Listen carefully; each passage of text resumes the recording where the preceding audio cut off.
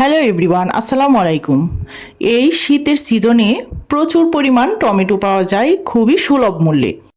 আর সেই টমেটো দিয়ে এত পারফেক্ট টমেটো সস হয়, একবার তৈরি না করলে একদমই বিশ্বাস করতে পারবেন না। তাহলে চলুন ভিউয়ার্স, দেখে নেই কতটা সহজভাবে এত পারফেক্ট টমেটো সস তৈরি করে নিলাম। টমেটো সস তৈরি করার জন্য আমি এইখানে একদম পাকা টমেটো নিয়েছি। আর এখানে ছিল 1.5 কেজি পরিমাণে টমেটোগুলো প্রথমেই আমি ধুয়ে পরিষ্কার করে তারপর কেটে নিচ্ছি। কাটার প্রসেসটাও আপনাদেরকে দেখিয়ে দিচ্ছি। টমেটো সস তৈরি করতে একদম পাকা টমেটো নিতে হবে, যেমনটা নিয়েছি আমি। তাহলেই আপনারা পারফেক্ট রেজাল্ট পাবেন, মানে টমেটো সসের কালারটা একদম পারফেক্ট হবে। আর কালার ঠিক থাকলে কিন্তু টমেটো সসটা দেখতেও ভালো লাগবে। এইভাবে টমেটো সস তৈরি করে আপনারা সারা বছরের জন্য সংরক্ষণ করে রেখে দিতে পারবেন। খুবই সহজ এবং খুবই সাধারণ কিছু উপকরণ দিয়েই এই টমেটো সসটা তৈরি করে নেওয়া যায়। আর সেটা আপনাদেরকে আমি দেখিয়ে দিচ্ছি। এই তো এইভাবে আমি প্রত্যেকটা টমেটোই কেটে নিয়েছি। যে টমেটোটা ছোট ছিল সেটাকে আমি 4 টুকরো করেছি, আর যে টমেটোটা একটু বড় ছিল সেটাকে 5 টুকরো করে কেটে মাঝখানে যে সাদা অংশটা ছিল সেটা আমি ফেলে দিয়েছি। আর এটা নিশ্চয়ই আপনারা দেখেই বুঝতে পেরেছেন। এ পর্যায়ে টমেটোগুলো সিদ্ধ করে নেওয়ার জন্য একটা কড়াই নিয়ে নিলাম। কড়াইয়ে আমি টমেটোগুলো এক এক করে দিয়ে দিচ্ছি। আর এই টমেটোগুলো সিদ্ধ করে নিয়েই কিন্তু সসটা তৈরি করা হবে। আরও লাগছে এখানে আমার একটা পেঁয়াজ আমি টুকরো করে কেটে দিয়েছি। সস তৈরি করার ক্ষেত্রে আমি এখানে একটা পেঁয়াজই ইউজ করেছি, কারণ আমার কাছে মনে হয়েছিল যে পেঁয়াজটা কম দিলে ভালো হয়।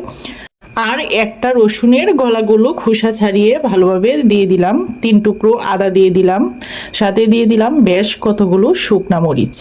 এখানে আপনারা আপনাদের টেস্ট অনুযায়ী শুকনা মরিচ ইউজ করবেন। আমি কিন্তু এই সসটা একদমই হট টমেটো সস তৈরি করব না, যেহেতু এই সসটা আমার বাচ্চারা খাবে, আর বাচ্চাদের জন্যই মূলত তৈরি করা এই সসটা। আর আপনাদের সাথে তো অবশ্যই শেয়ার করব। হট টমেটো সসটা যদি তৈরি করতে চান তাহলে একটু ঝালঝাল করে তৈরি করবেন, মানে এখানে আপনারা কম মরিচের পরিবর্তে একটু মরিচটা বেশি করে ইউজ করবেন, তাহলেই হয়ে যাবে। আর এই সসটা যদি আপনাদের কাছে ভালো লাগে তাহলে আপনারা অবশ্যই কমেন্টে জানাবেন। আর আপনারা যদি চান যে হট টমেটো সসটা তৈরি করে আপনাদের সাথে শেয়ার করি তাহলে অবশ্যই শেয়ার করব। আপনাদের সাথে কথা বলতে বলতে এদিকে আমি লবণটা যে দিয়েছি সেটাই বলতে ভুলে গিয়েছি। টমেটোটা সিদ্ধ করার সময় অবশ্যই লবণ ইউজ করবেন, কারণ লবণ ইউজ না করলে কিন্তু টমেটোটা সিদ্ধ হতে দেরি হবে। তাই আমি এখানে লবণ দেওয়ার পর ঢাকনা দিয়ে ঢেকে এই যে দেখতে পাচ্ছেন আপনারা 5 মিনিট পর নেড়ে ছেড়ে দিচ্ছি।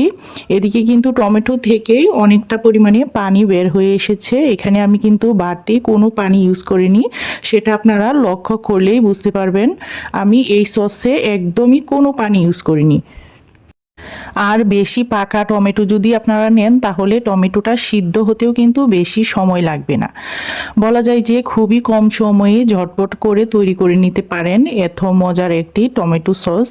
আর এই টমেটো সসটা একদম ঘরোয়াভাবে স্বাস্থ্যকর উপায়ে নিজেরাই তৈরি করে নিতে পারেন, খুবই শর্টকাট উপকরণ দিয়ে। বাজার থেকে কড়া দামে কিন্তু টমেটো সস কিনে আমরা খাই, আর সেটা কতটুকু স্বাস্থ্যসম্মত এবং সেটা কতটুকু নিরাপদ আমাদের জন্য, আমাদের বেবিদের জন্য, সেটা কিন্তু আমরা কেউ জানি না। তারপরও আমরা কিনে খাই।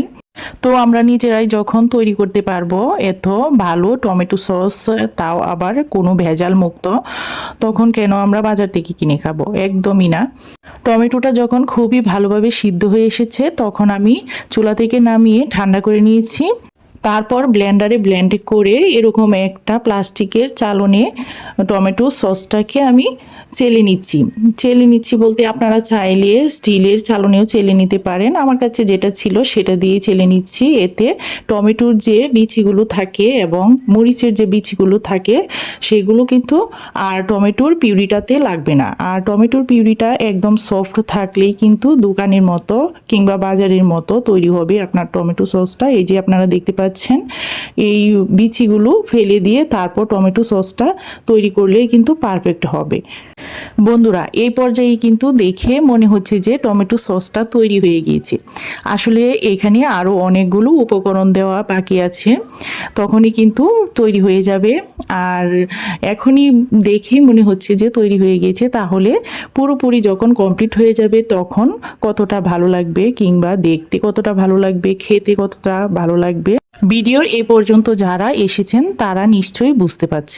টমেটো সসে আমি ইউজ করব 3 চামচ পরিমাণে কর্নফ্লাওয়ার আপনি কতটা নিচ্ছেন টমেটোর পিউরি ততটার উপরে কিন্তু নির্ভর করে, এবং সাথে আমি ভিনেগার ইউজ করব। ভিনেগারটা দিলে কি হয়, বছরব্যাপী যেহেতু আপনি সংরক্ষণ করে রাখবেন, ভিনেগারটা দিলে সারা বছরব্যাপী আপনি সংরক্ষণ করে রাখতে পারবেন।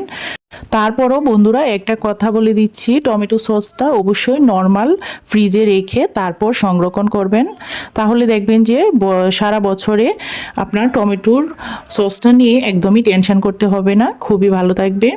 টমেটো সসটা আমি আবার জাল করে নেওয়ার জন্য কড়াইয়ে আমি পুনরায় দিয়ে দিলাম টমেটো সসের পিউরিটা। তারপর দিয়ে দিচ্ছি এখানে 3 চামচ পরিমাণে চিনিটা আপনারা বুঝে শুনে দিবেন, যে যেমন চিনি খেতে পছন্দ করেন, মানে মিষ্টিটা যে যেমন খেতে পছন্দ করেন। তারপর আমি ঢেলে দিলাম ভিনেগার দিয়ে যে কর্নফ্লাওয়ারটা গুলিয়ে রেখেছিলাম সেটা। টমেটোর পিউরিটার সাথে কর্নফ্লাওয়ার এবং ভিনেগার চুলায় বসানোর আগেই খুবই ভালোভাবে নেড়ে ছেড়ে মিশিয়ে দিচ্ছি। তারপর আমার কাছে মনে হয়েছে এখানে অল্প একটু লবণ ইউজ করলে ভালো হয়, মানে টেস্টটার ব্যালেন্সটা ঠিক থাকবে, তাই আমি অল্প একটু লবণ ইউজ করেছি। লবণটা আপনারা একটু ছেঁকে দেখে তারপর ইউজ করবেন। সসের ভিতরে লবণের পরিমাপটা বেশি হলে কিন্তু একদমই খেতে ভালো লাগবে না, তাই লবণটা অবশ্যই ছেঁকে তারপর ইউজ করবেন। যেহেতু আমি প্রথমবার লবণ ইউজ করে টমেটোটাকে ভাপিয়ে নিয়েছিলাম। এ পর্যায়ে চুলায় বসিয়ে দিলাম, চুলায় বসিয়ে দিয়ে অনবরত নাড়াছাড়ার ভিতরে রেখে চুলার আঁচটা মিডিয়াম টু লো হিটে রেখে তারপর আমি টমেটোর পিউরিটাকে জাল করে নিচ্ছি।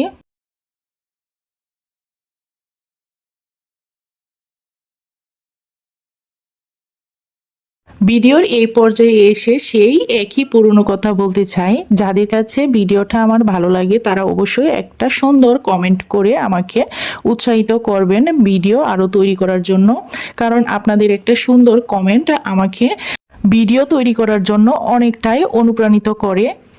আর হ্যাঁ, লাইক দিয়ে যদি বেশি ভালো লাগে আমার রেসিপিটা, তাহলে চ্যানেলটাকে সাবস্ক্রাইব করে পাশে থাকা বেল আইকনে ক্লিক করে নোটিফিকেশন অন করে রেখে আমার চ্যানেলের সাথেই থেকে যেতে পারেন, তাহলে যে কোনো আপকামিং ভিডিও সবার আগে আপনাদের কাছে পৌঁছে যাবে।